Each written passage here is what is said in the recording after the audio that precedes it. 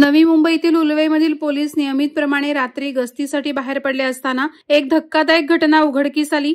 संविधान चौकाजवळ पोलिसांना एका व्यक्तीच्या हातात पिस्तूल दिसलं। लगेच संशयिताला थांबवून तपासणी केली असता त्याच्याकडे 8 जिवंत काडतुसं आढळली। एवढंच नव्हे तर पिस्तुलामध्ये आधीच 3 काडतुसं बसवल्याचंही आढळून आलं।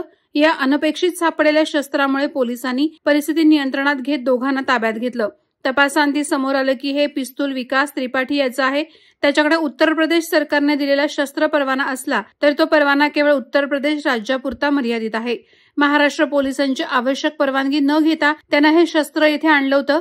चौकशीत असंही समोर आलं की विकास त्रिपाठीने हे पिस्तूल प्रवीण पांडे याला ठेवण्यासाठी दिलं होतं। त्यामुळे दोघांवरही कारवाई करण्यात आली आहे। या संपूर्ण कारवाईत उलवे पोलिसांनी पिस्तूल, जिवंत काडतुसे तसंच संबंधित कार असा एकूण 6,92,000 रुपयांचा मुद्देमाल जप्त केलाय। ही कारवाई उघड होताच परिसरात एकच खळबळ उडाली आहे। रात्रीच्या वेळी गस्ती दरम्यान पोलिसांच्या सतर्कतेमुळे हे बेकायदेशीर शस्त्र तात्काळ जप्त झालं। अन्यथा त्याचा वापर गुन्हेगारी कृत्यात होण्याची शक्यता नाकारता येत नाही।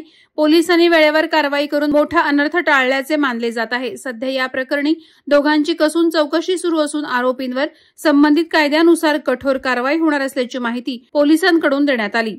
वादळवारा लाईव्हसाठी न्यूज ब्युरो, नवी मुंबई।